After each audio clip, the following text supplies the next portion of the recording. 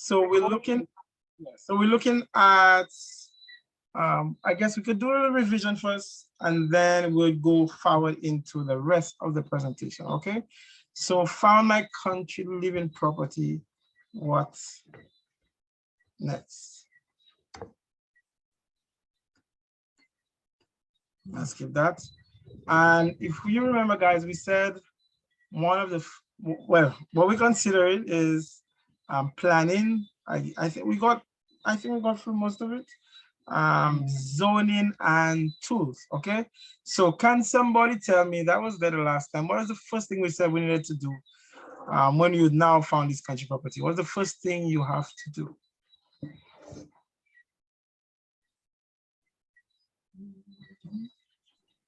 Pray. That's correct. We said we're gonna pray, we're gonna thank the Lord for the blessing. Why? Because many persons are seeking for property and they have not been able to find it. However, God has looked down on you as a property with favor. It could be because you're a good steward, or it could be because you were blessed with a property. The Lord saw it fit to bless you. So then it's a wonderful idea to be thankful. To be thankful that you can do that which is required of so many persons, which they are yet to do. So first we pray and we thank the Lord. So next is planning. Planning. That's correct. That's correct. Next is planning. And the text we read was from Luke chapter 14, verse 28, and it said, "For which of you, intending to build a tower, sitteth not down and counteth the cost, whether you have sufficient to finish it?" Cameras. Okay. So that was the text we read, and I have another quotation here. It says, "If we fail to plan, you plan to fail." If you fail to plan, you plan to fail. Can somebody tell me why you believe, and that was said by Benjamin Franklin, why do you believe that failing to plan is as the same as planning to fail?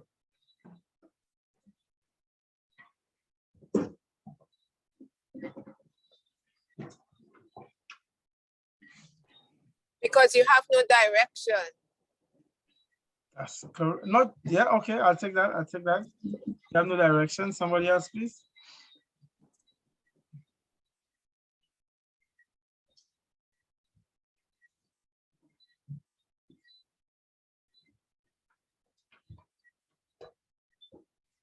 Talk to me, guys.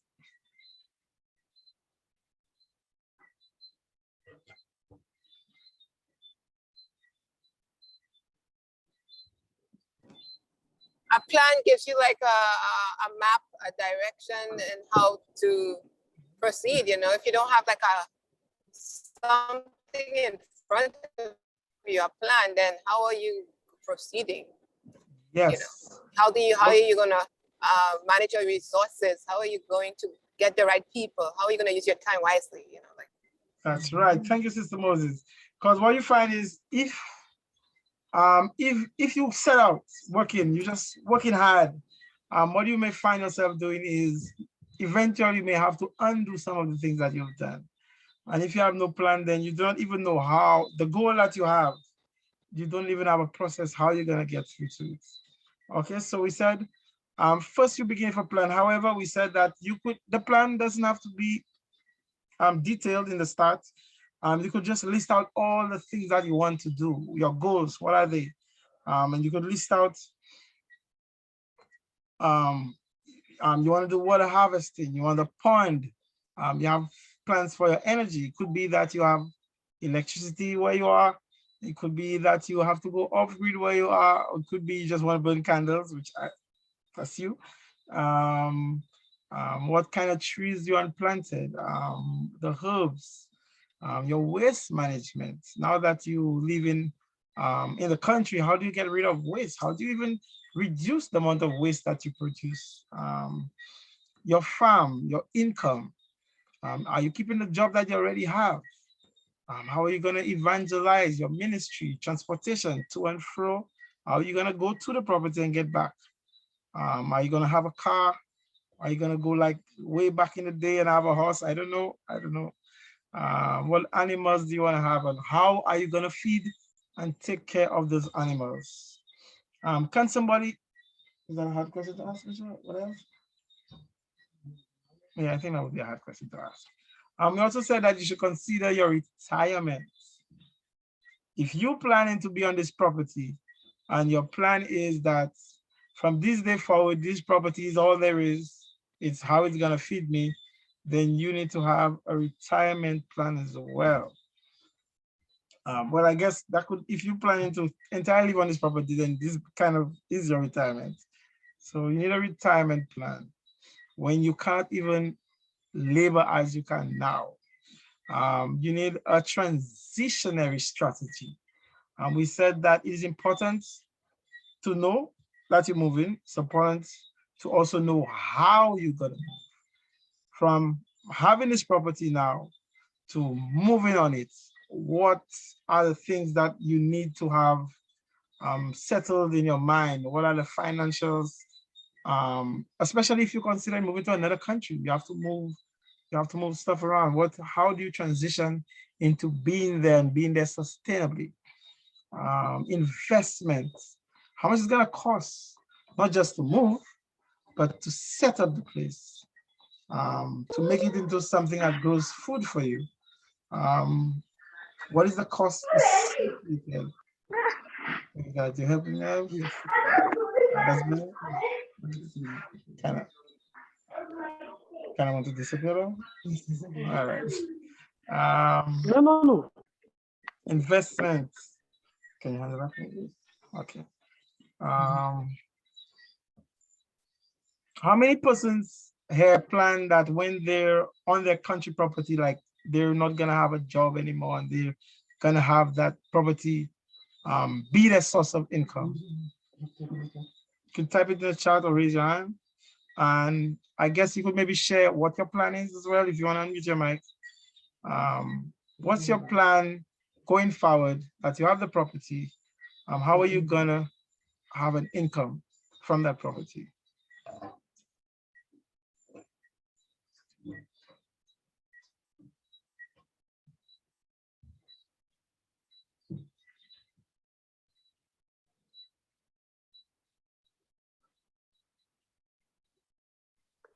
Hello, good night, everyone. Good night, good night. Well, all of this is all new to me, and so I haven't really sat down and had plans and stuff. But I know I would like to have left where I am currently working in the healthcare sector, and I have been looking for to turn like a hobby into, well, a means of income, and possibly when I do own country land to also to be able to live off of something from the land in some way, shape or form. So yes, I do hope to be able to not be working where I work now and to have moved on to something else. Of course, having ministry involved in it is kind of important. So yes, that's what I'm thinking of. So is it that you believe you kind of do both of them at the same time, be country living and the current job that you have? No, I think I've gotten to the point where I'm happy to leave where I'm working. I got that. The thing about it is that my job is a very stressful job. I am one of the persons who I didn't stay home a day since COVID started, and we've just been going guns going because I work at a cancer center, and so cancer patients don't stop for COVID, so you still have to provide that kind of care and support, and it's been very stressful, and so I'm looking to a point when I would be easing out of there. Yes, okay. So that is why I've not thought about staying in the job. Yes. Okay, thank you. But remember what we're looking at is planning, so you should write it down, plan it out, all right? Yeah, and also plan out the hobby. that you want to make into an income. What do you need? Yeah, what do you need to do that? Some persons in the chat were saying, yes, they want to work remotely and do the healthy lifestyle coaching, like a medical missionary. Someone to plant and sell their crops based on what is required in the area. And all of that is work that we can do. And in the coming weeks, we're going to have Eden Lifestyle sharing with us some of the other options that we can consider as it pertains to planning for our income. Yes. Now, what is also important is that these goals need to be set in the right order. All right, which one comes first? Do you have to wait for the property to start that hobby making money for you, or can you start now? And by the time you get into the country, you already have this as an industry that you could devote more time to, so that it can create a bigger income. What is the right order? You understand? So you have to take this into consideration. Does anybody else want to share before we continue?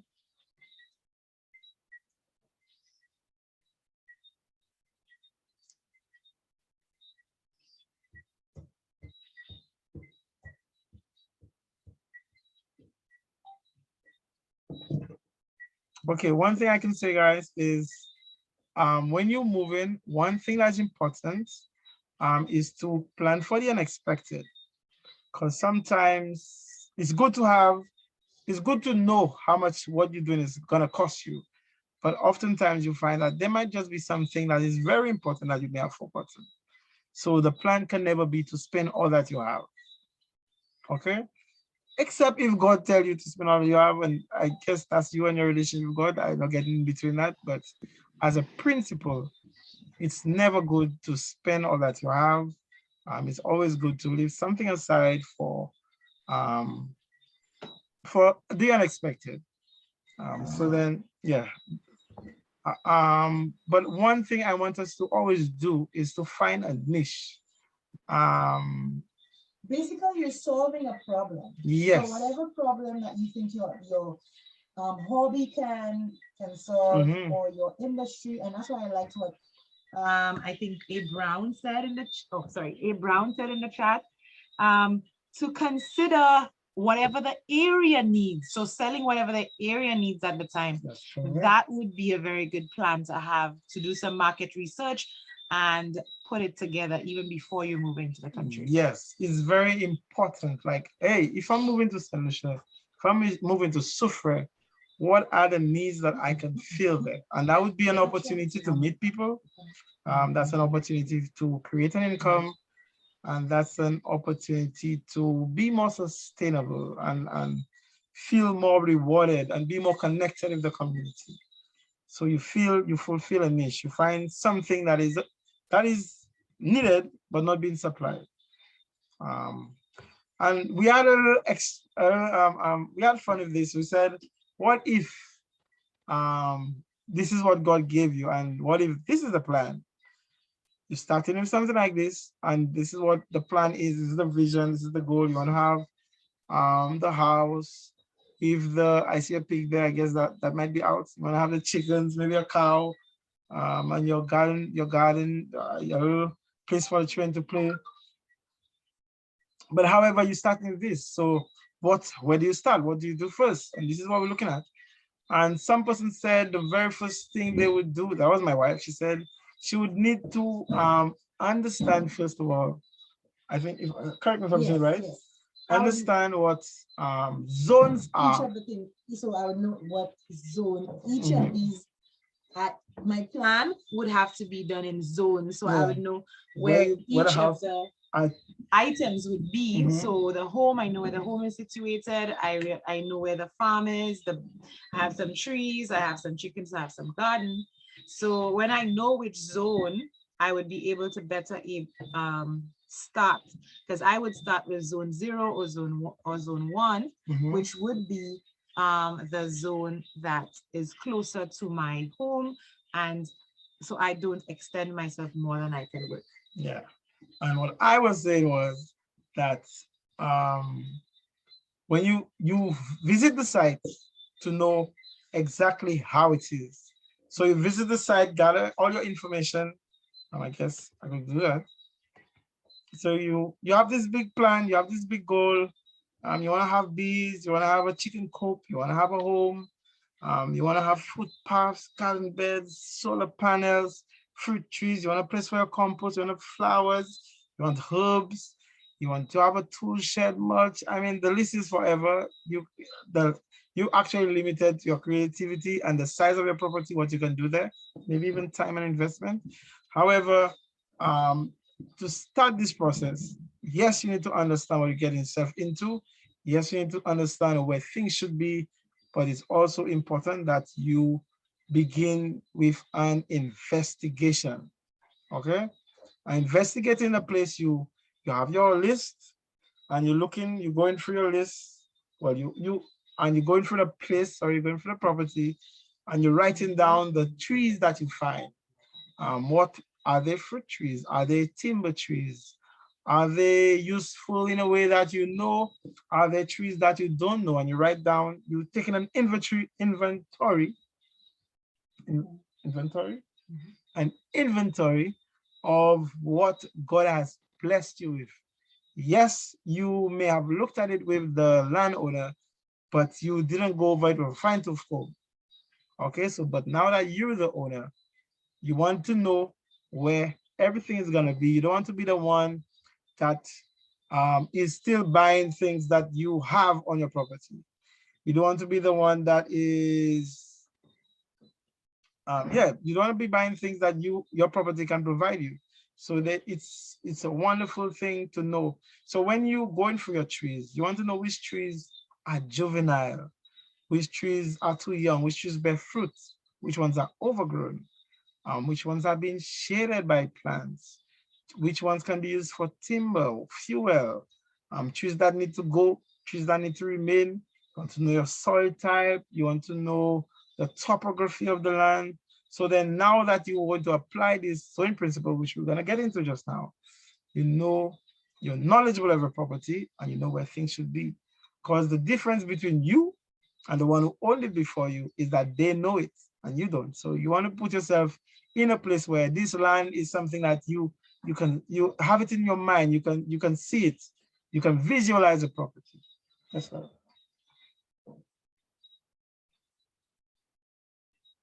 Can go back to the other slide. Yes. Oh, sorry. Yes, that's this slide. Yes. Is that the slide you're referring to?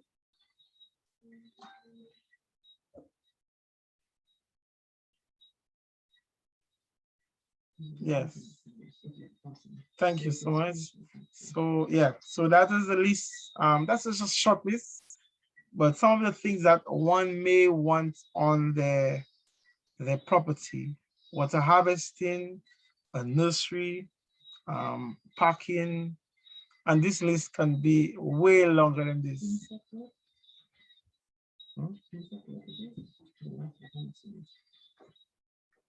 Oh, insect netting. Oh, sorry, they did cover it. Yeah, insect netting. She good? No, she's good. All right. I should have used that picture for Sonia as well. I just jumped to it. Okay. Yeah. All right. So in categorizing those trees, you need to keep in mind, can I make money off of the things I already have? I bought this property, but can I get returns on my investment?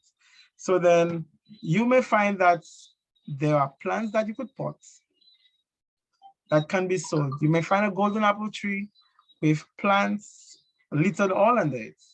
Those plants can then be potted, and now you are a country living person. You bought your land and now you sell potted plants because there are more plants that you need. Instead of just cutting them and getting rid of them, you could try to see if you could replant them. Some of them you may want to move them to another location.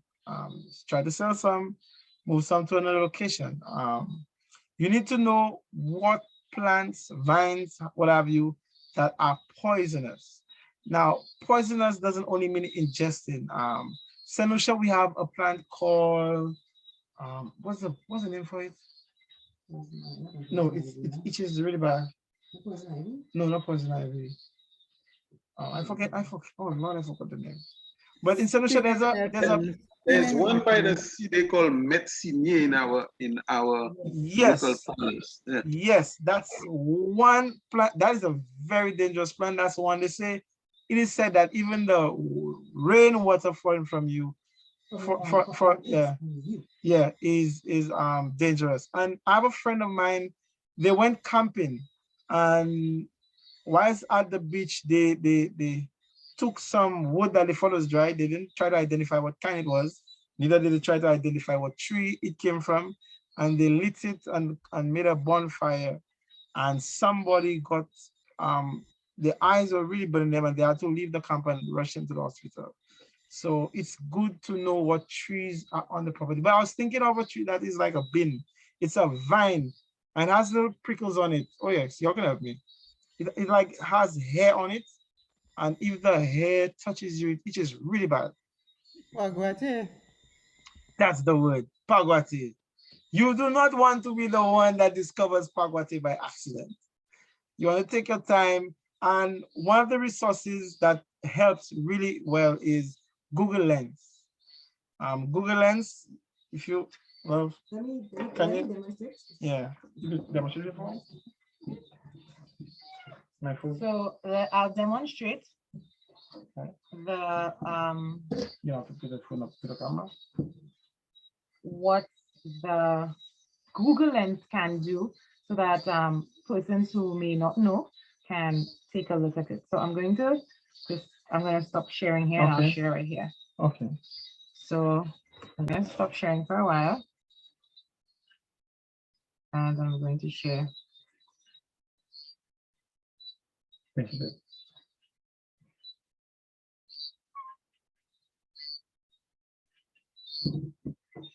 Okay, so right now you can see on my screen, I have Google, I have Google Mic. I click right here, and then you see the Google Lens. So I can go onto my camera and choose, let's see, do you have a grapefruit right here? So I can take this, and I'm gonna Google Lens it like this. Yes. So if you notice at the bottom, Google Lens is kind of giving me some options of what this is that I have just taken a look at. So what you now do, you scroll through to look what looks most like what you're looking for. Now Google Lens works better in the daytime. Yes. Yeah. But it does quite a good job. The other way it works well, which I don't know if you're aware of it, you can use it to go through pictures you have already taken. Okay, so if I go into my list of photos that I've probably taken from my camera, let's say I was out in the grass, and maybe this tree. No, you have to get really closer. So you have to. So let me try it. Yeah. I see this tree. I'm trying to find out what this tree is that I just found on my property. Well, this is more difficult, right? Because you're looking at the back of the tree. Okay, so let me go back to Google Lens. Leaves are better. The leaves are better. Okay. Yeah. So I go to Google Lens, and I scroll down through my pictures, and I'm okay. So let's say I want to know what this tree is. So then you have to now put the box on what you want to focus on. Yeah. So I'm helping Google focus on what I'm really looking to search for.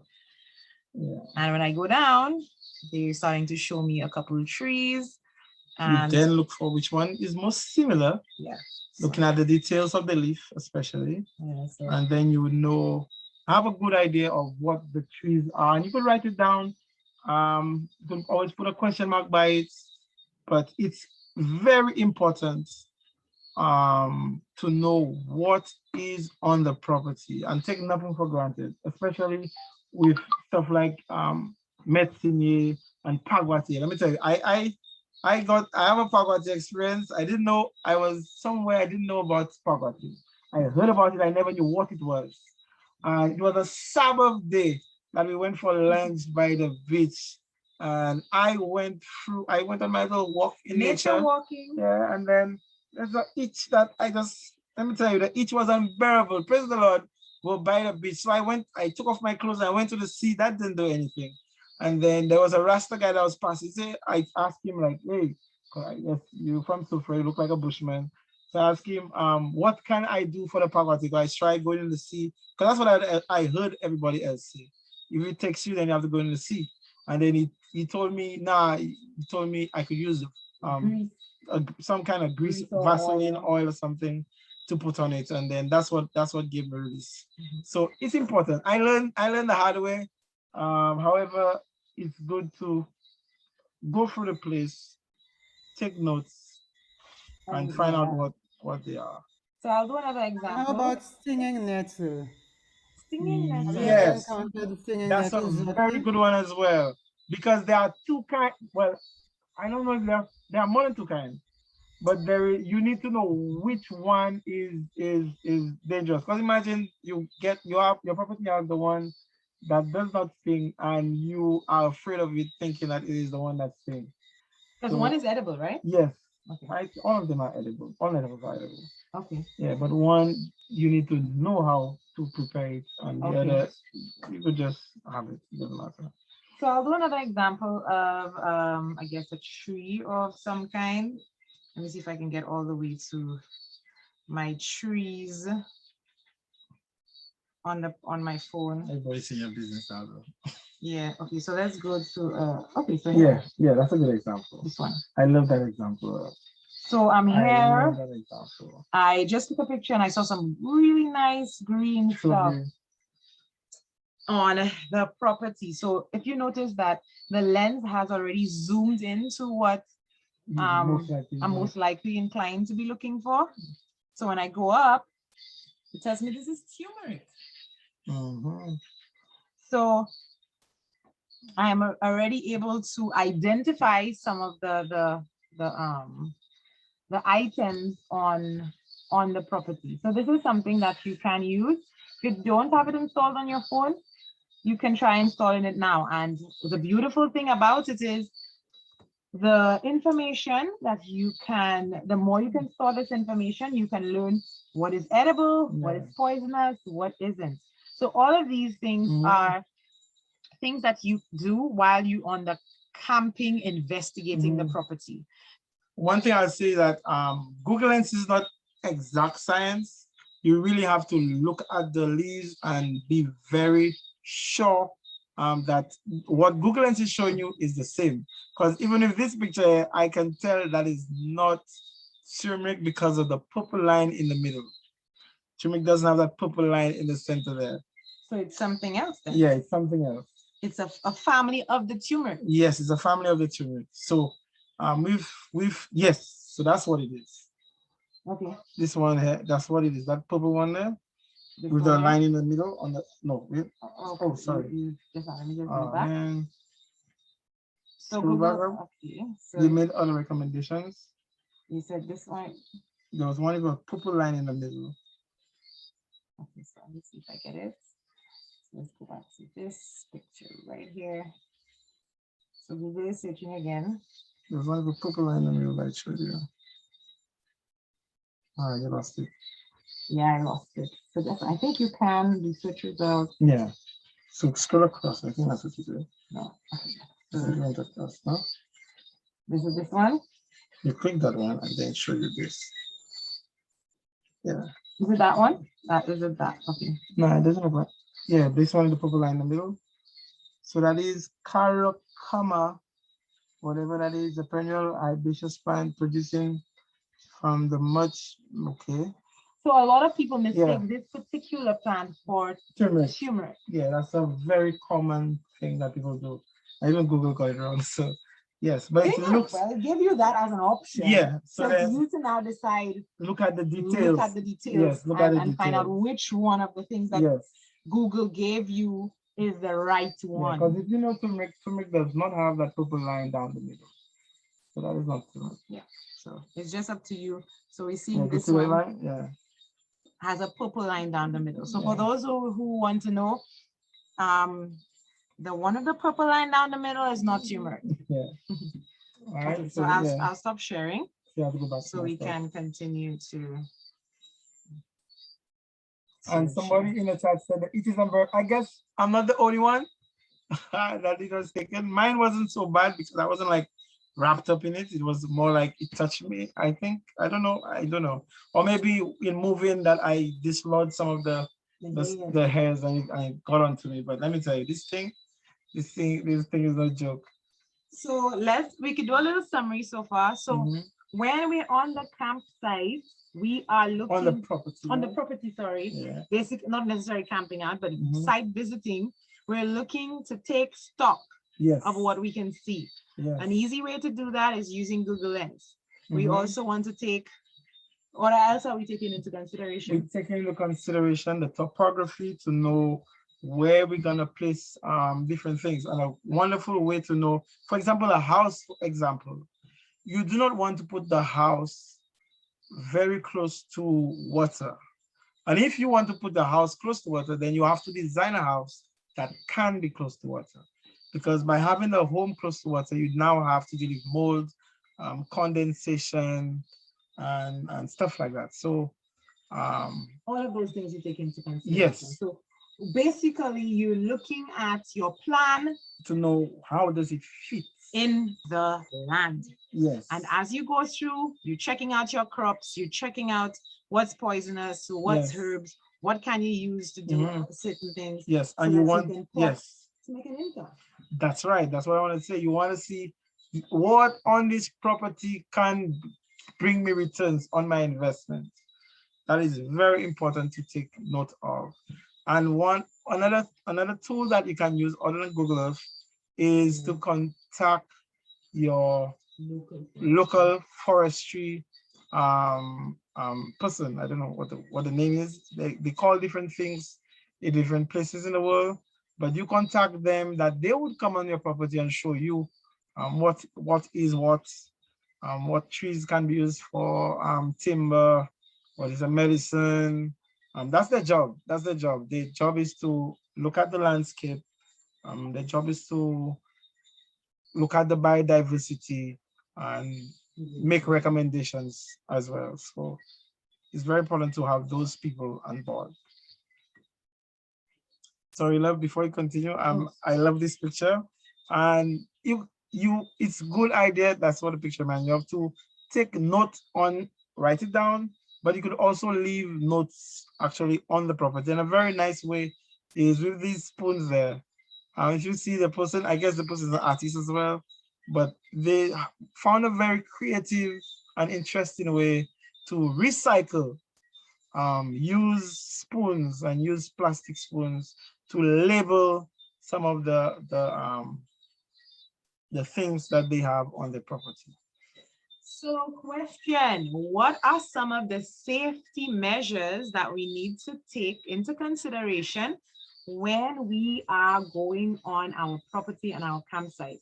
And yesterday we had some professionals sharing with us how to be safe around snakes. So I'm going to give everybody an opportunity to share what did you learn about staying safe, and that you can share with us so that we can understand how we can apply that to our visit.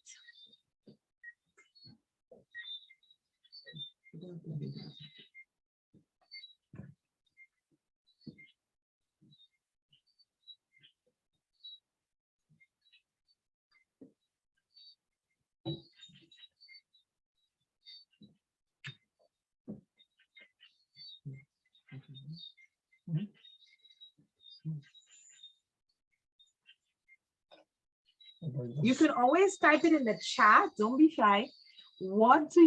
There's a big caution, beware. So what are some of the safety things that we need to take into consideration?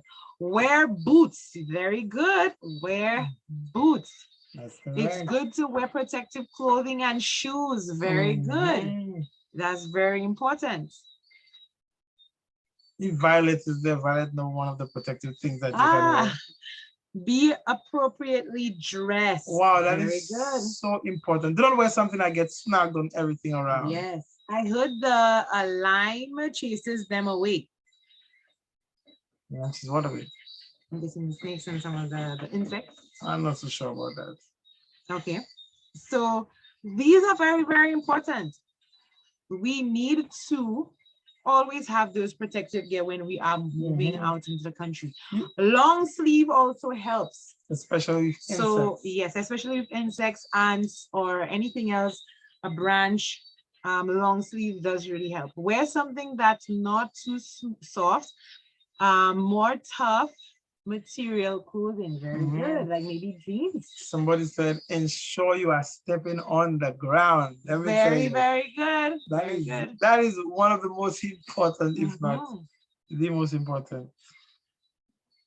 Pants must not be too fitted. Very Yes, good.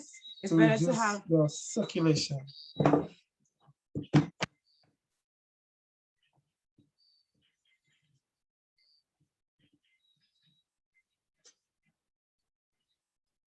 Okay, so be careful when walking through the tracks. Yes. Very good. And what we learned the last time we were in this is that it's important to listen. You can hear further than you can see. As a matter of fact, you could hear what is hiding behind a tree. That actually rhymes. You can hear further than you can see. So take off the headphones. And if you're speaking, you're speaking, be alert, pay attention.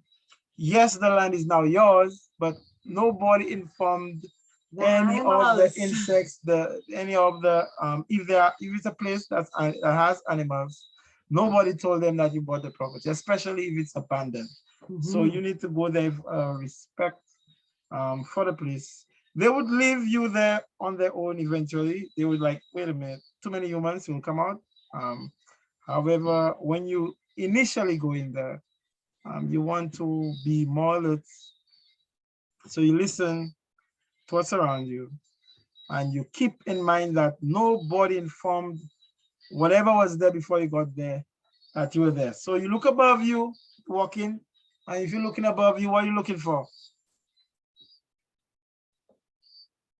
Somebody tell me, please, what are you looking for? Yes, Eli, what are you looking for? Widow makers?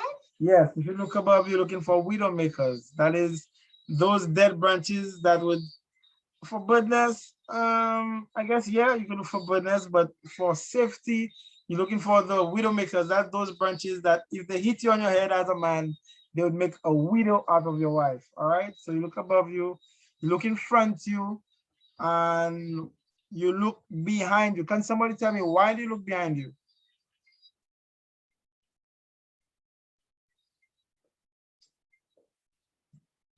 I don't see my brothers paying attention. I was. You have some idea on how it looks when you're coming back from where you're going. That's right. This is the #1 reason why people get lost in the forest, because in going forward, they expected that this that's my tree here, this tree that was on my right, when they turn back and they see these trees now on the left, they disoriented. But if you really think about it, if my farm is my left, when I'm going forward, when I'm coming back, then the tree is no longer on my left. And let me tell you, as simple as that may be, people get lost in the forest for that reason. So then it's important that you're going forward. Yes, you're watching where you're going, watching where you're putting your feet. On occasion, stop, look back, take, yes.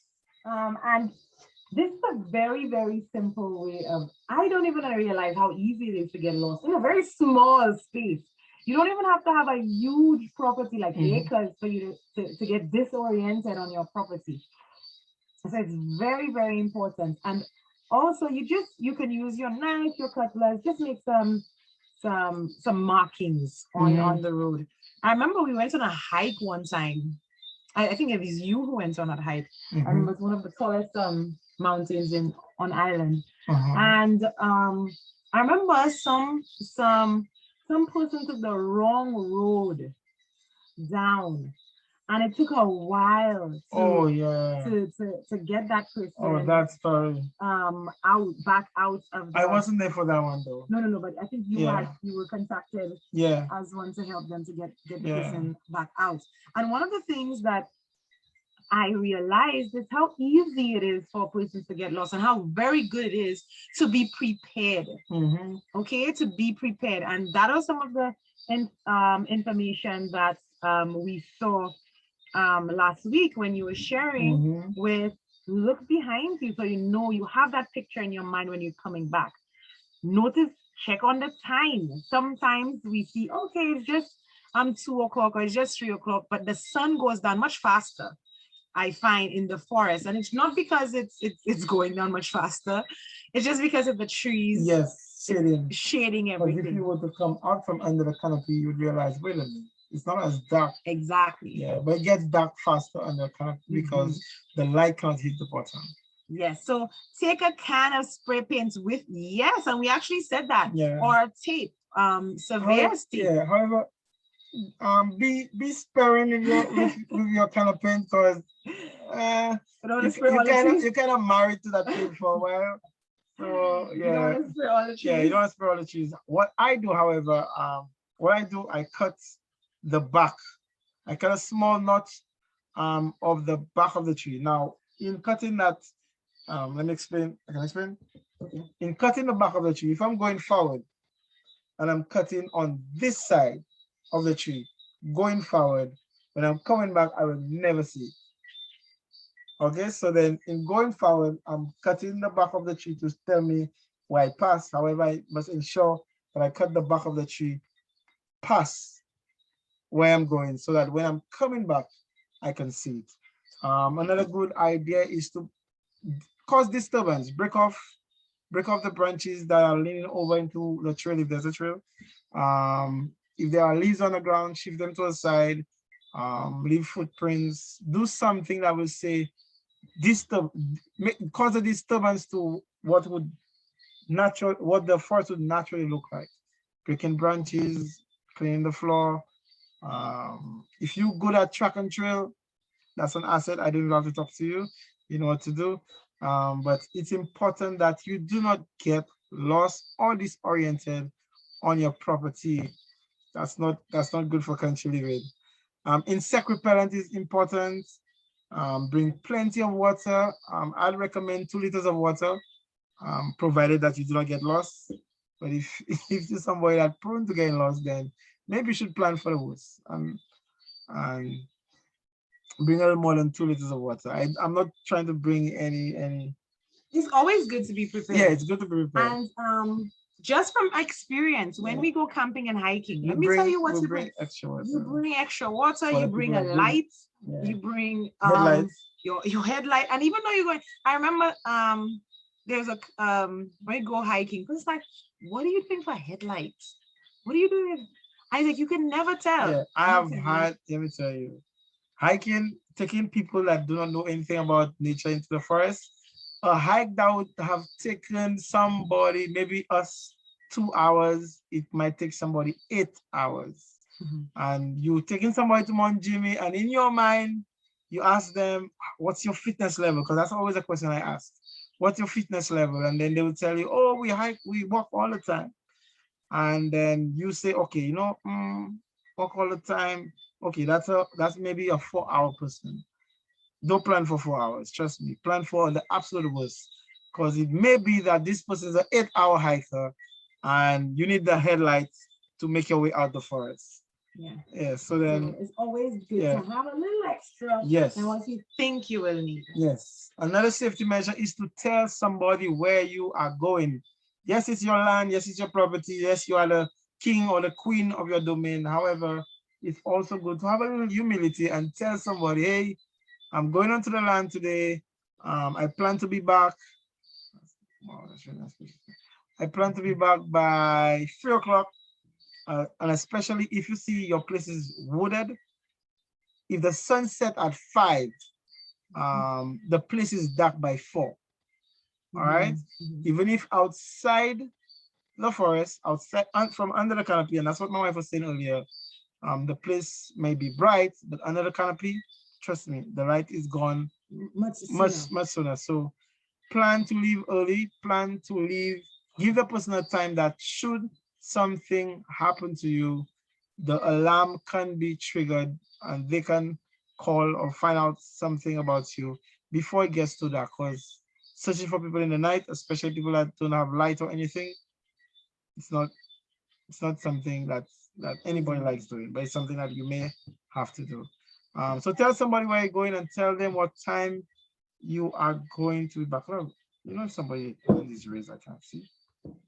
I can see. Okay. Yeah, so, and it's good to know what the dangers are in your area. What are you most likely to find in your country location? And that's based on country.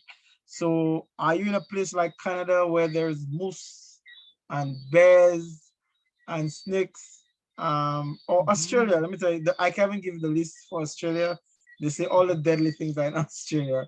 So what are you most likely to find in your area that you need to pay attention for? And the principle of making sure you step on ground is because you don't want to be this guy. You don't want to be this guy. If you had stepped a little more to the left, you maybe would be safe. The snake maybe would. The thing about a snake sometimes, the snake believes so much in its camouflage. It believes that you didn't see it. So you may walk very close to a snake and it does absolutely nothing because it believes, you know what, man, this guy didn't see me. However, if you step on it, then I need to defend myself and react. So another thing that's important to do is to get to know the movement and the cycles of your location. What happens there? What moves through the place? What is it like when it's raining? What is it like when it's not? Yeah, and a very good way of doing that is to camp on the spot. Be it a tent inside your vehicle, or it could be the ones that have the extra money to have the rooftop tent and all, and your SUV. I mean, it's you know what you can afford, what you can do, but find some way to spend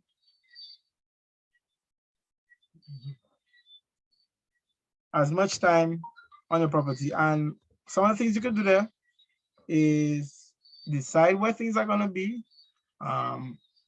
You could have a soil test done during that time of investigation, clearing the undergrowth, build a storage shed.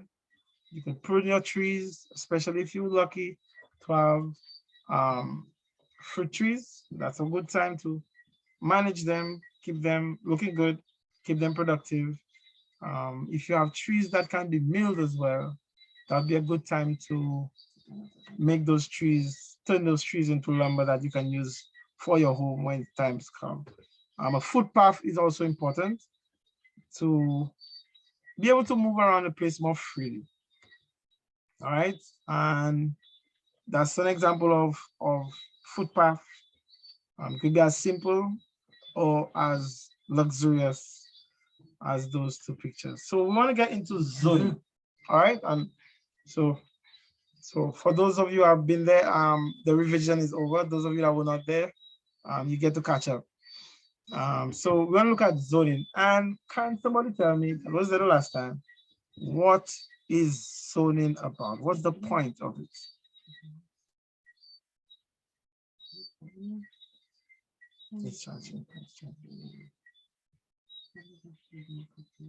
Yes. Oh.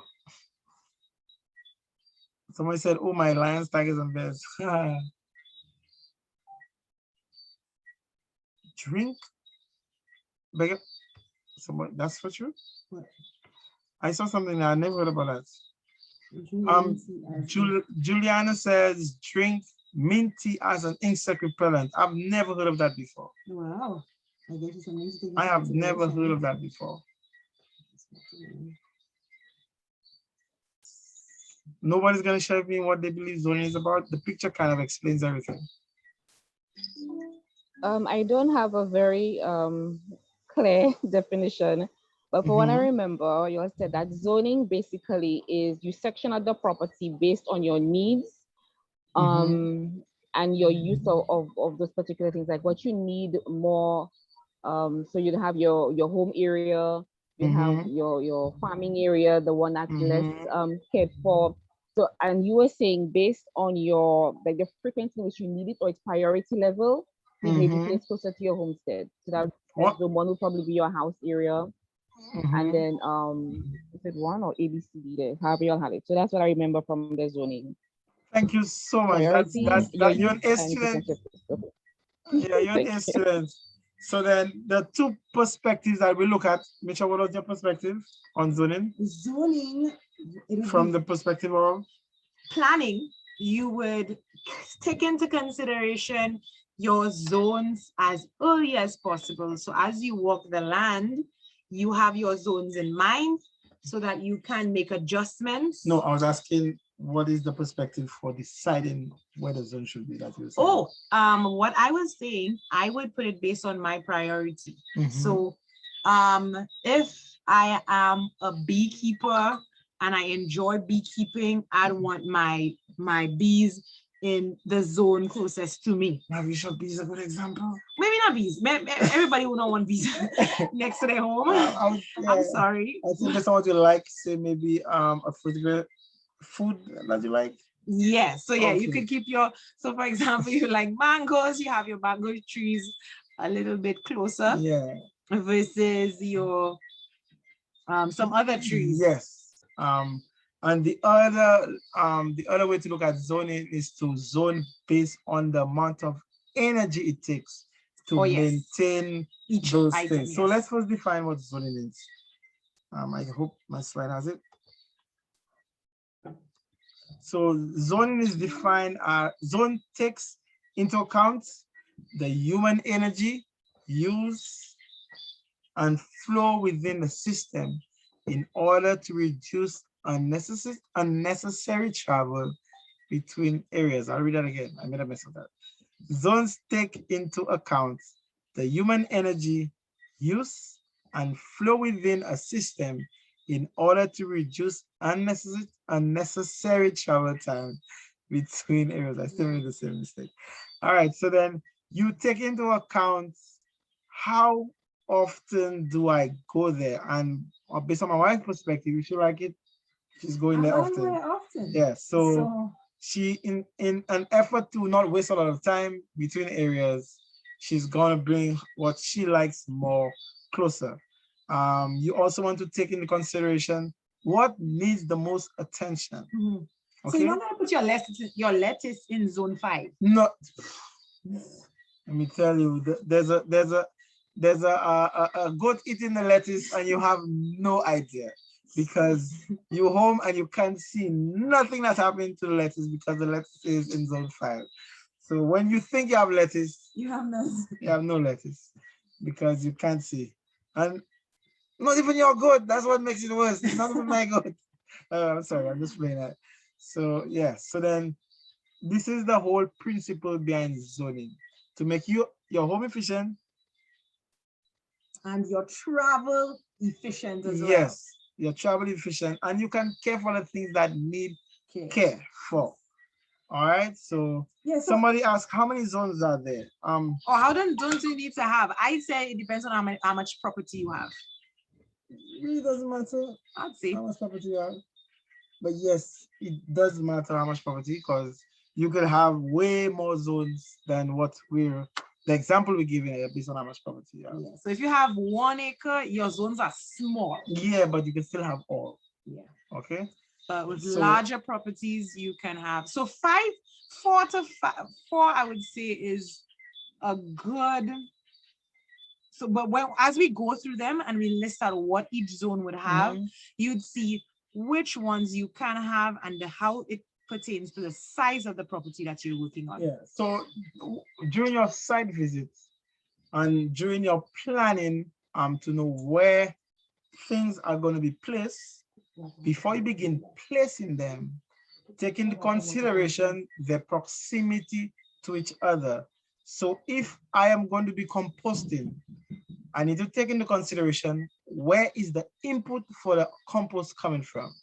I cannot place the compost on the furthest end to where that input is coming from, because what you will find is that your day you have a lot of waste. You will not be time wastage. You will not be able to put enough time into the things that you want to put time into, because you would have spread those things too far apart from each other. So, for example, your input for your compost, for example, let's say it's your food clippings and the scrap from your garden. Or cutting your lawn. Or cutting the grass from your garden. It would, even though you don't want the compost close to your house, putting it in zone 5 would mean you would have to travel from zone 0 and zone 1 to take your clippings and travel to zone 5 to put your compost. So guess who's not making compost? Guess who's not making compost? Let me tell you, eventually the compost is something that's the thing. Let me tell you, on my farm, compost is the one thing we never get around to doing. I do not know what it is, but we just never, it's just too far. Yes. As simple as that, it's just too far. So then you just, I'm tired, no, you may think there are better things to do with your time. Another thing you can take into consideration when you're zoning is the wildlife. So yes, your input for your compost comes from zone 1, but really, do you want your compost directly in front of your house?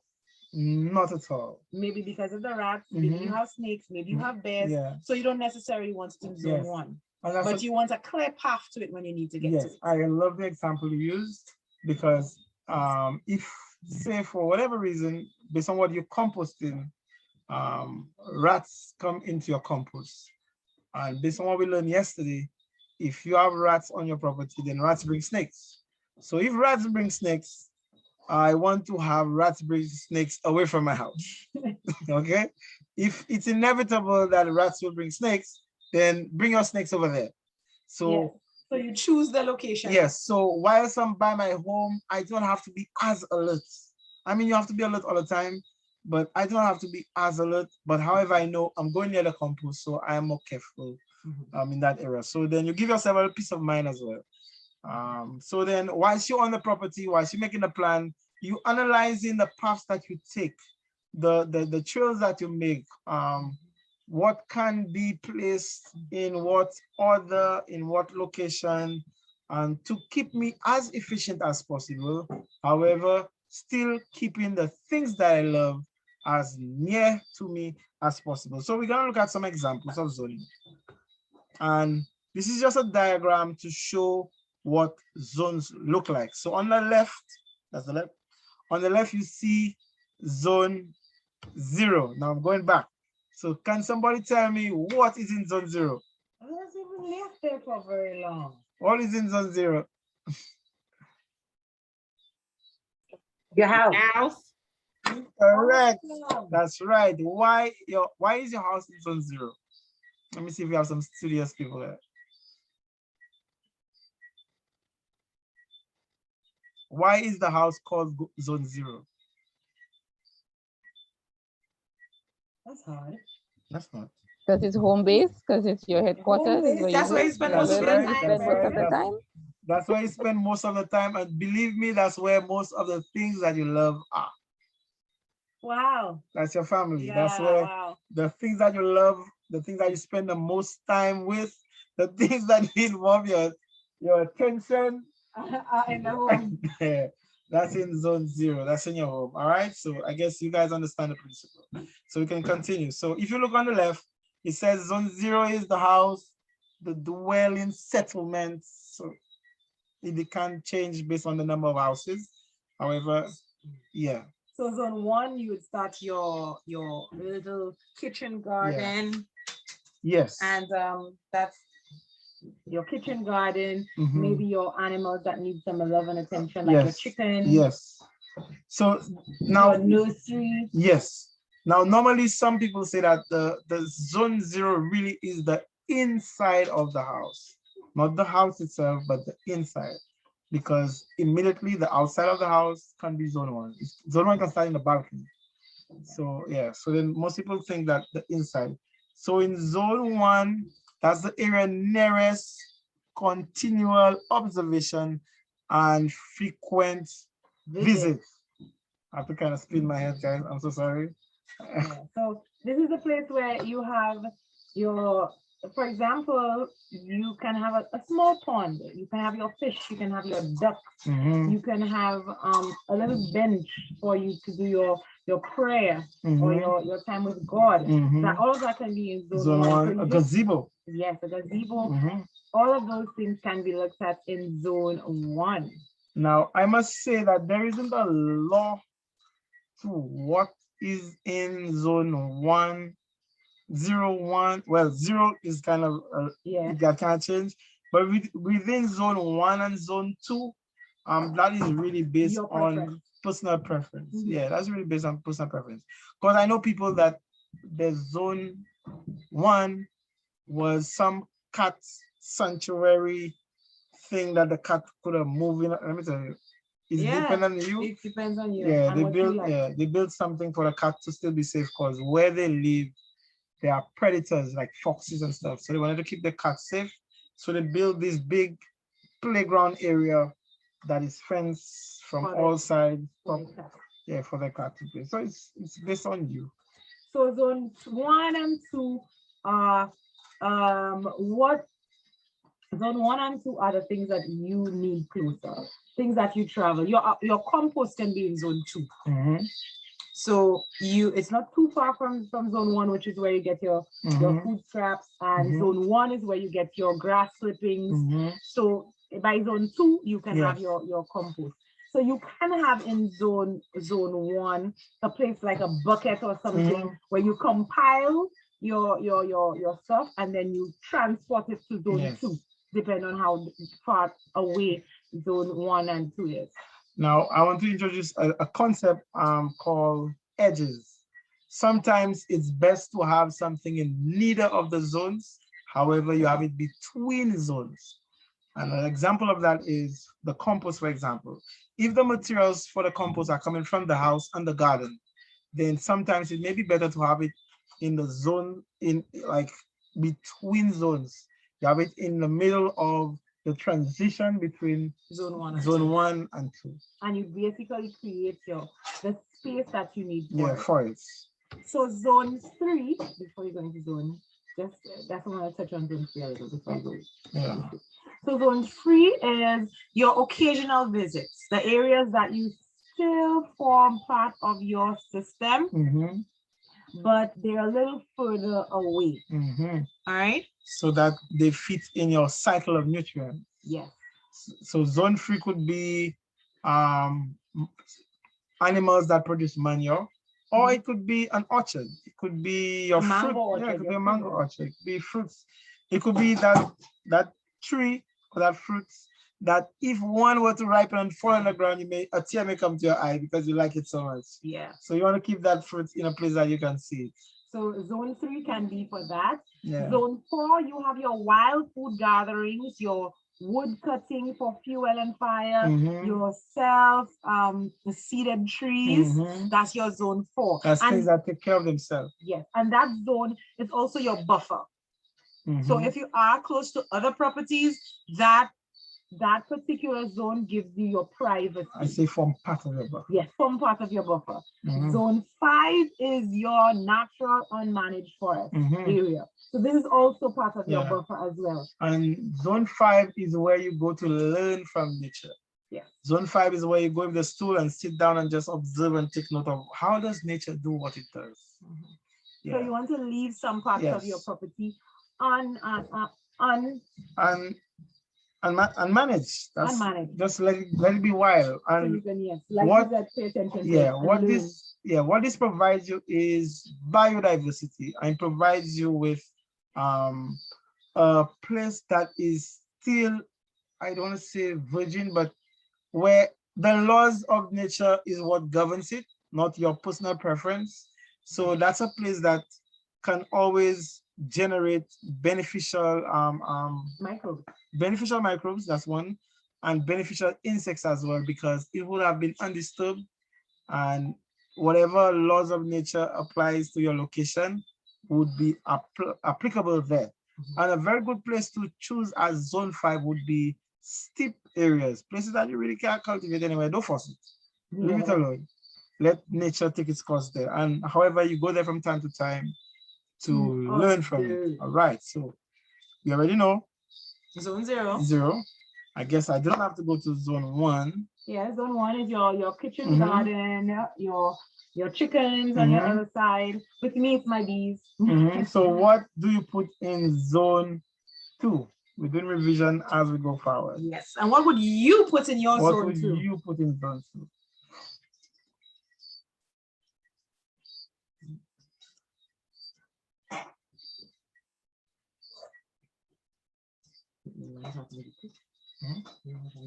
Yeah, I'm so sorry.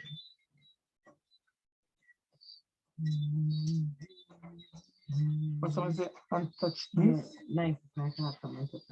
Yeah, untouched nice. Yeah. What would you put in your zone 2? I can start sharing. I would put in my zone 2 pomegranate. No. Oh, I know. I'll put sugar apple. We have plums in our zone 2. Yeah, but no, that's yeah, we have plums in our zone 2. But I'll put sugar apple. I love sugar apple. Sugar apple and not custard apple. What's his name? There's this thing I like sugar apple. You like it a lot. Kashima. Kashima, that's right. Anybody ever had Kashima? Firewood, you put firewood in your zone. Yes, you can do that as well. Yes, you can have firewood in your zone too. Okay. Because it's readily available. It's readily available. And we saw last night that if you're in a snake place that there's a possibility of snakes, then the snakes would also be interested in hiding in the firewood. Okay. You had Kashima today. Next time, remember me. Wow. I haven't had it in a long time. Somebody says kale and cabbage in your zone 2. Yes, you can, because they need love and attention. Okay. They need love and attention. I'd put that in zone 1 though. Kale and cabbage?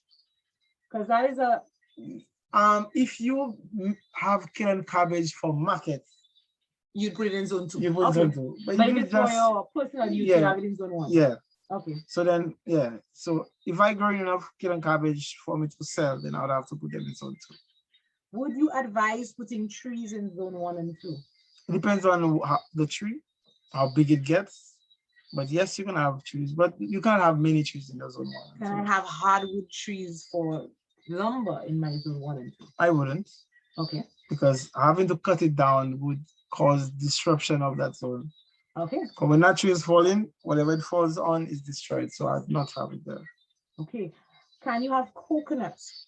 My only issue with coconut in zone 1 and 2 is the roots. Yes. Will take over your garden. Yes. And the roots bind the soil. Yes. So wherever you have a coconut tree, not many things can survive. Well, can be planted. If it's already planted, it might survive, but not many things can be planted next to it because the coconut binds the ground.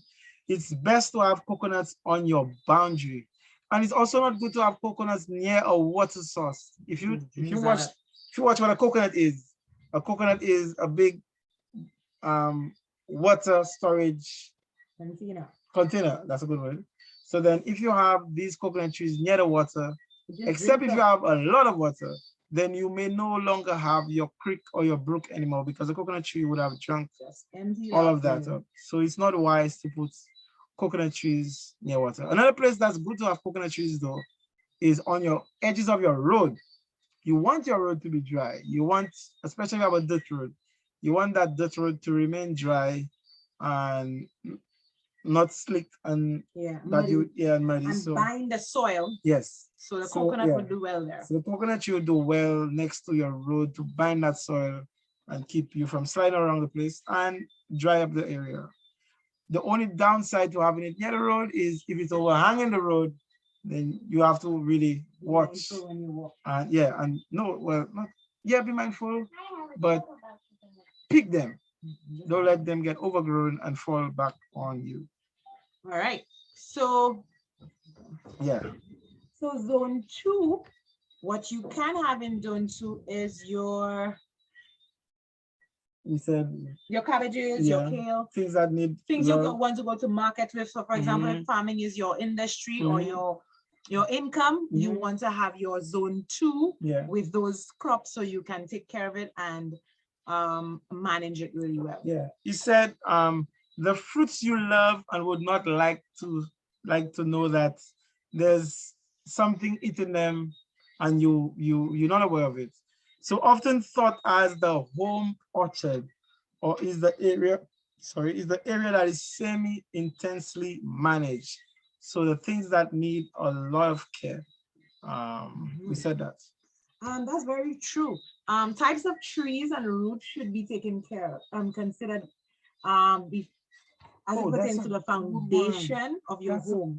And that is why in zone 1 and 2, you would want to limit the amount of trees you have there. So for example, you won't want to have a almond tree in your zone 1 and 2. Yes, neither ficus. Yeah. Neither ficus. These trees break through walls and everything. So you near your house, zone 1 and 2. Yeah, you do not want ficus. You do not want and you don't want trees that the wind can easily throw down either. You do not want those trees in close to your house. So I would limit those trees to zone 2, 3. Yeah, there's a quote that comes to mind where Ellen White said, I should have had it. It is better to let the curtains fade away than to have trees overshadow your house. I should have had that there. I didn't have it. Okay, so now my wife said she put bees in zone 2. I would put bees in zone 3. They do not need as much attention. Yes, you may like them. Yes, you need to take care of them. However, your home will have visitors.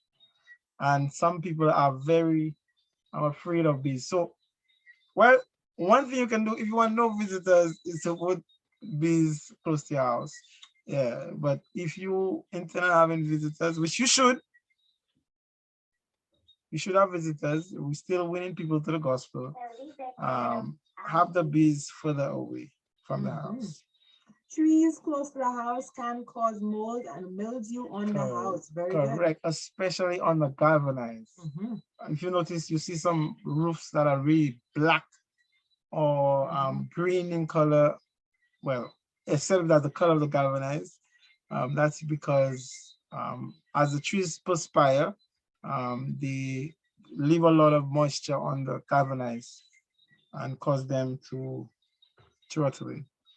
So zone 3 can be the farm, the major farm. The tree crop. Short crops.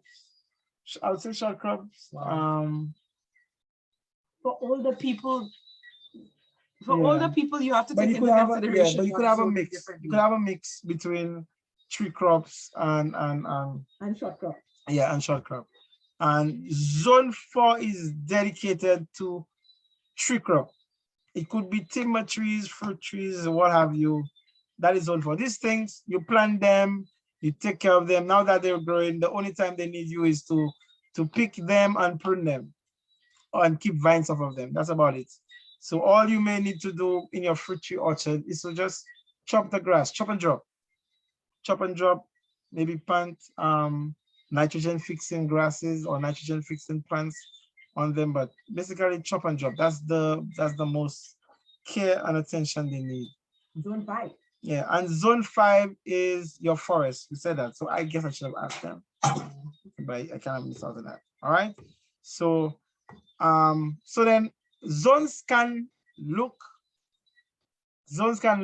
however you decide for them to be. And in the picture here, we see that they have this little zone 1 field in the front of the house, and right next to that, they have their garden. The trees are to the back end of the house. The cows, I guess that picture is not so accurate because the cows need more space than that, but you could see. Oh man. Yeah, so we lost camera. Let's change. Here's another example of zoning. You could see now in this example, the zone 4 is furthest away from the zone 0. So then the zone 3 is before the zone 4 because that setup, they do more short crop than fruit trees. So then the fruit trees, the zone 4 is furthest away.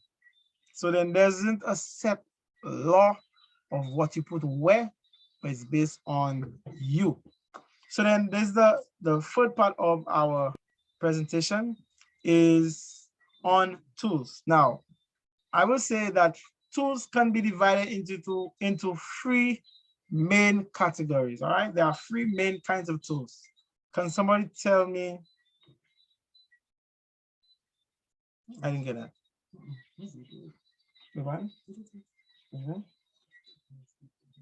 Okay, so tools can be 3 main categories: land clearing and development tools. I have 4 categories though.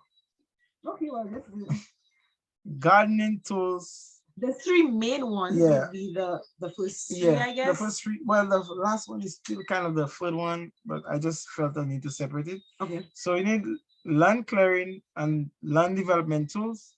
You need gardening tools, and you need building, construction, maintenance, repairing kind of tools. All right. So we're gonna look at some examples of those, especially if you're seeking to move. So with regards to land clearing tools, one of the most popular ones in St. Lucia.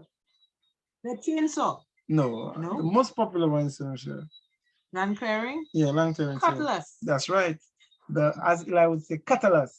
Well, that's what he used to say before. That's Madi? Okay, sorry. Well, that's Madi used to say. Nobody knows Madi is. So the cutlass or the machete is the most popular of land clearing tools. However, you have axes, you have weed eater, you have saws. And if you think a weed eater can only cut grass, you'd be mistaken. They sell many different kind of blades for a weed eater. If you look at in the picture here, the disc has chainsaw teeth on them. So you can clear really thick brush with that. However, you must be super careful with handling tools like that. So a weed whacker is one of the most essential of power tools that you need on your country property. And it can do many things. And as you go camping on your property or land visiting, the cutlass is a tool you would want to walk with you everywhere you go. So that's your land clearing tool. Yes. So let's go into. Yeah. Okay.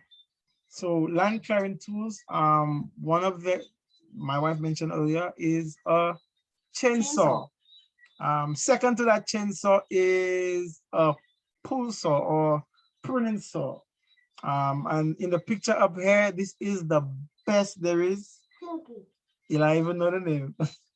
That's a silky. The orange one in the top, that's a silky. That's a big boy. That's the name. I'm so sorry. So that's a silky. That's one of the best saws you could find for pruning trees, sawing boards.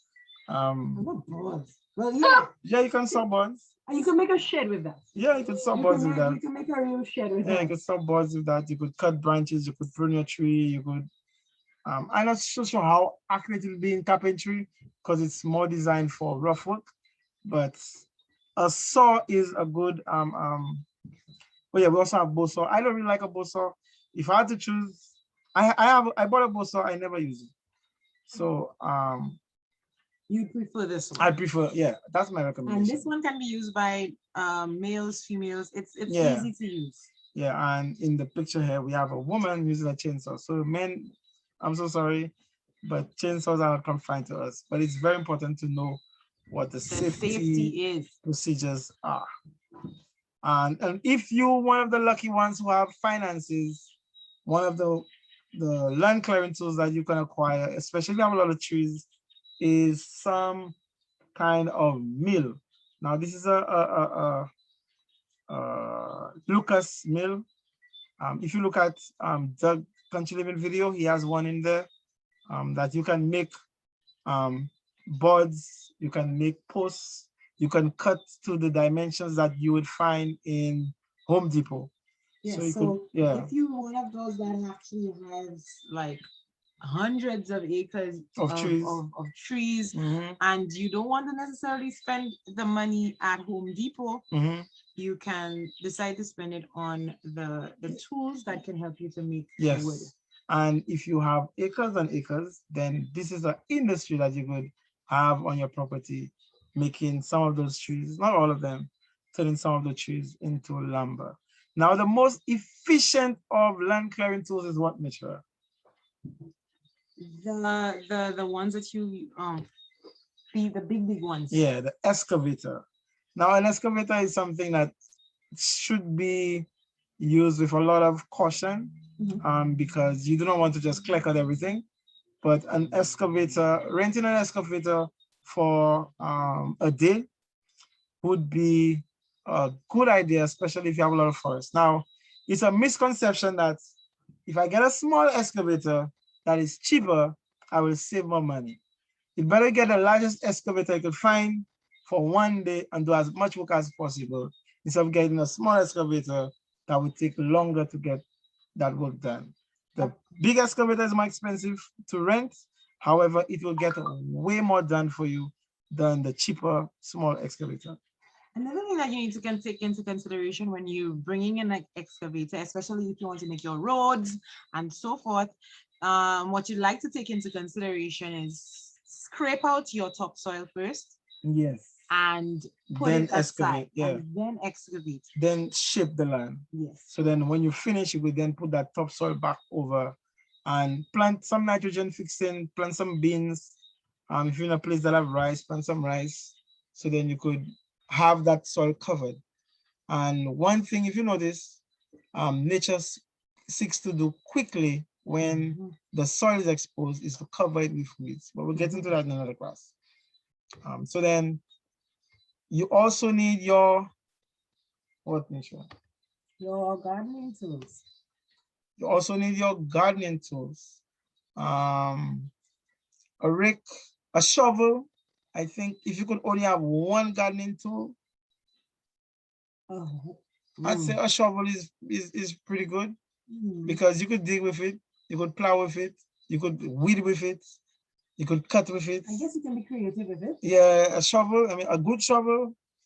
Yeah, if you could only afford one gardening tool, I'd say a shovel is pretty good. But that would be based on how much gardening you want to do as well. But for land preparation, a shovel is pretty good. So you will be digging, you might need a pickaxe, you need a shovel, shovel away whatever you're picking. You know, a hoe is very good at landscaping, at weeding. India, places like India, a hoe is like the go-to. If you notice some of the videos in India, they mix concrete with a hoe. They dig holes with a hoe. They do everything with a hoe. So then, yeah, it's a very good tool. You need to be, you need a leveling tool, especially if you want to build swales. You need to know where the land is high, where it's low, how the water runs. And if you want to do a small garden, these are some of the tools you can use. These are some of the, some of them are redundant. But it's very good to have. So you need your barrow, your watering jug, your boots, your gloves, your saw, your clippers for your pruning of small plants or trees, your small shovel for working in a small garden. Yeah, there are different kinds of rakes, so you need a rake to be able to rake away leaves and debris. However, you still need a garden rake. Now, the garden one is the one that has the, wait, somebody, where's the camera? The hard, well, in the middle there. The garden rake is the one that has the toughest teeth, you call it? Yeah. And the leaf rake, they have different kinds of leaf rake too. There's the metal ones and the plastic ones. But you need to know the difference between the garden rake and the leaf rake. A means to water your garden is also important. And in the picture, we have a watering jug. However, you could have drip irrigation. You could build your own watering jug. I should have put a picture in there. Yeah. I built my watering jug with the 5-gallon, the big 5-gallon watering jug. I built my watering can with it. And what I did, I took a plastic bottle and I cut the plastic bottle in half, I put it over the top, and then I heated it up so that the plastic would shrink. And after the plastic shrunk, I made some holes in there with a drill or hot iron, your preference. And then all you need now is just a way to fill that jug. So I made another hole on the side. I should have had a picture. Yeah. But there are a lot of DIYs you can do with your tools. Yeah, that can make them, So this is something that we can share also in other sessions. So any questions so far? Go ahead, just if you have your questions, you can start posting them in the chat. while we go along. I have gardening tools as a heading, but your children, if you teach them well enough, they can assist you and they can be assets for you in the garden. If you don't teach them, they're just going to make a mess of everything, but if you teach them, they would know. One of the things that also important, especially if you're older person, is to have this what do you call, wagon. Instead of a barrow, this wagon, it's easier to manage, especially on flat places. You don't have the balancing to do. You just pull it behind you. Some of them even come with bricks. So a wagon would be a wonderful way to move things around. You also need construction tools. Want to build a chicken coop, you have to call a carpenter. You take your chances. I mean, how bad can it be? It's a chicken coop. That's a wonderful opportunity to learn. So it's good to have some gardening tools. Construction tools. Yeah, so you need some construction tools, and carpentry tools are the most recommended. However, you can't go wrong with tools. So based on how you can afford, but it's good to be able to have the tools that you can build. There's a nail popping up, you can knock it back down. There's a board that got damaged in some way, you can cut it up and replace it. Especially within country living, it's the more you learn to do for yourself, the cheaper your lifestyle. Mm-hmm. And So, the more sustainable you cannot find somebody. Yes. So these are some of the skills that we want to teach, especially in the outpost. Yeah. So that persons can have the hands-on life skills that will help them better able to take care of their property and themselves. Yeah. And don't let it intimidate you. It's okay to make a couple mistakes. The professionals make mistakes. They say the difference between a novice and a professional is that when the professional is finished, you can't tell what the mistakes are. When the novice finished, you could clearly see, you made a mistake there. So then don't be afraid to make mistakes, because after you made the mistake once, twice, you get better. You also need repair tools. You need to be able to tighten a bolt. You need to be able to tighten a bolt, change a blade on a tool. You need to be able to do stuff like that. So it's very important to have tools that can do repair work. And that's a nice set. I wish I had it, I don't, but that's a nice little set. And you can do some of your repairs. Some of the repairs, especially in the time we live in now, you can almost Google or YouTube almost anything, but if you have the tools for it, that you'll be able to do it. So yeah, that's it for tonight. So any questions, feel free to raise your hands and mute your mic and ask whatever questions that you have in mind as it pertains to what we are looking at this session, which is the tools, what you do when you've got your property. So any questions as we... It's raining.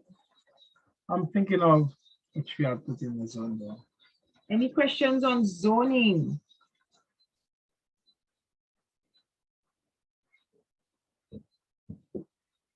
Wow, I guess it was super quick.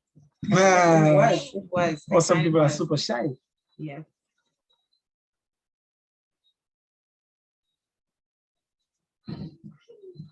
Ooh, one of the things that I really love too is that the website, you can go there, and if you have not been able to maybe get a question answered, you can check it out. We have different sections on our website for country living. So whichever section that you want information on, you just post the question. There are many persons who have gone before us that can help out to answer them. So thank you so much for joining us for this session. Especially if you have no more questions, feel free to check out our website. And if anybody needs to know how to visit our website, you just go to narrowwaylife.com and you can get the recordings for this session and others in the seminars section. Would you recommend placing your home near to the road or closer to the interior? I would not put my home close to the road. I believe that you need to be able to know what is coming. From a child, I always had a vision of my home having this driveway where somebody walk up and I could see them from the house. I could prepare for them. I could plan for them because they're coming up this long driveway. Then I'll have enough time to be aware of their presence, but also to be prepared for them coming. Whether they're friend or foe, it doesn't matter. So that, yeah. Yeah. The other thing too, why I wouldn't want my house near the road, I don't know, it's a culture that we have that people put their house near the road. It's because I do not want to be disturbed for everything that happens in the road. I want to be able to be focused on whatever I want to do. So then I wouldn't want my house near the road for that reason.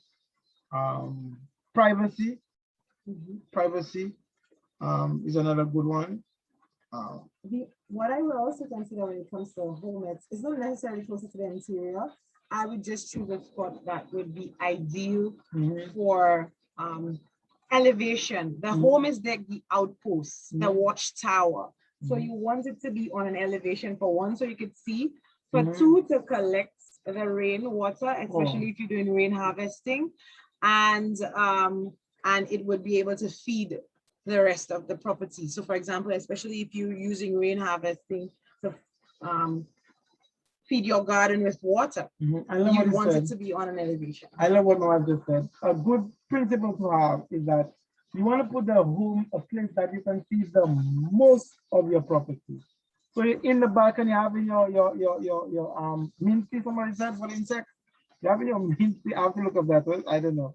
You have your mint tea for the insects. And you can see almost all, if not all, as much of your property as possible. So that's a very good principle to place your home where you can see.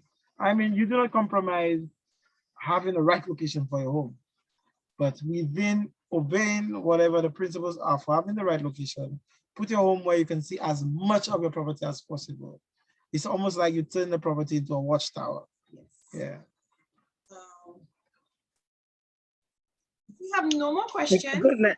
Oh, go ahead. Yeah, go okay, ahead. good night. I don't really have a question, but a comment. I was on the show last night, but there was this person who wanted to get in contact with Bread for Life on the show. Well, I believe so, but we don't. I don't know. I didn't take note of that. No, but well, maybe you can contact us after, and we can try to see if we can find that person for you. Okay, what's your number again? Hello, I know who it is. He's in Jamaica. He's my church brother. But it didn't. He does baking, so I think that's why he wants to contact you. But it didn't allow for private messaging. So he had posted his number in the chat, but maybe you didn't pick it up. So I don't know if you want to give a number, preferably WhatsApp, and I'll pass it on to him. His name is Patrick. Okay, Patrick. Yes. Okay. Well, tell him my number is 287. Well, this meeting is being recorded, so you're gonna be live on YouTube and on the website sharing your information. Yeah, so when you stop the recording, if you want to wait until after we're done with the session, and then maybe you can do some finishing after. Thanks for reminding us. You're welcome. All right. Okay, so if we have no more questions at this time, we will say a prayer to end. And feel free to check out our website, read about the outpost, even before we share with you in detail what the outpost is about. Feel free to visit our website and check out the outpost. God is about to set up an outpost in St. Lucia. And we want the world to know, because it is a miracle in and of itself. Getting to the place. Yes, getting to the place and even getting the price and the amount that God was able to set up. And as time goes by, we realizing more and more how much God has been protecting this place. Preserving it. And preserving this place. Let me tell you. So feel free to check out our website. Feel free to donate.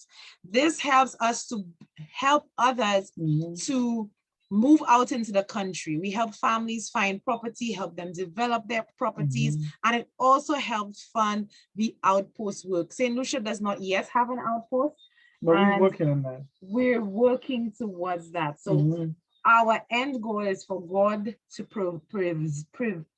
provide the monies and the funds so that this would be a reality in St. Lucia. So many persons will be, the medical missionaries that were trained in St. Lucia can have a place to work, can have a place to share the gospel, can have a place to learn. To create income for themselves. Yes. To learn the lessons that God has in store for us and to be able to share. That's the thing. And by sharing, we learn even faster because we learn from the experience of others. Yes. So we want everybody to keep praying about this. We know God already has the finances. He has all of the money. He owns all of the land. He has already allocated the land. He has. It's just a matter of us listening to the voice and knowing what our role is to play. Because everybody has a role to play, but we didn't pray that. Yes. So let us pray at this moment to close this session. Dear Heavenly Father, we thank you, we praise you, we glorify your name because you are worthy to be praised. Lord, we thank you for the information that we were able to share. We thank you for teaching us the things that you have taught us. And Lord, as we continue to share your message, we continue to preach the gospel message into all the world. We ask of you for one, to keep us. Keep us faithful, keep every single person present here faithful to your cause, and help each and every one of us find the location that we're searching for. And not just the location, but to have that connection with you that will take us to that location, not just a country location, but that location to spend eternity with you. We thank you for the sacrifice that you made, that we can even have this opportunity to come before your throne.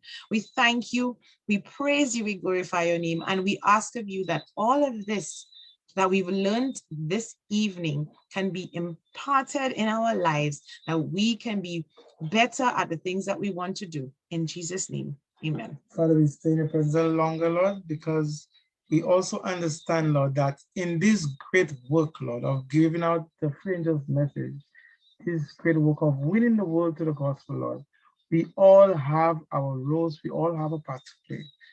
Lord, we are vessels with various talents and various means in our possession, Lord. We pray that you open our eyes, open our minds, Lord, that we may know what is it that you require of us to do, so we can do it and we can do it well. And as the arm is to the heart and the heart is to the lungs and the lungs are to the feet, Lord, we all will function in a means of glorifying you, and we look good because we look like parts that are in great synergy with each other, because all of us will be listening to you as our guide, telling us that which we ought to do, Lord. So open our eyes so we could know what to do. That's my prayer. Amen.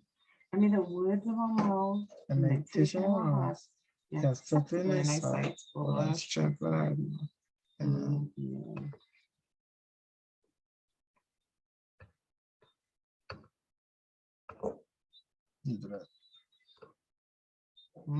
Oops, I stopped sharing. You supposed to stop the recording. Yes, that's what I was supposed to do.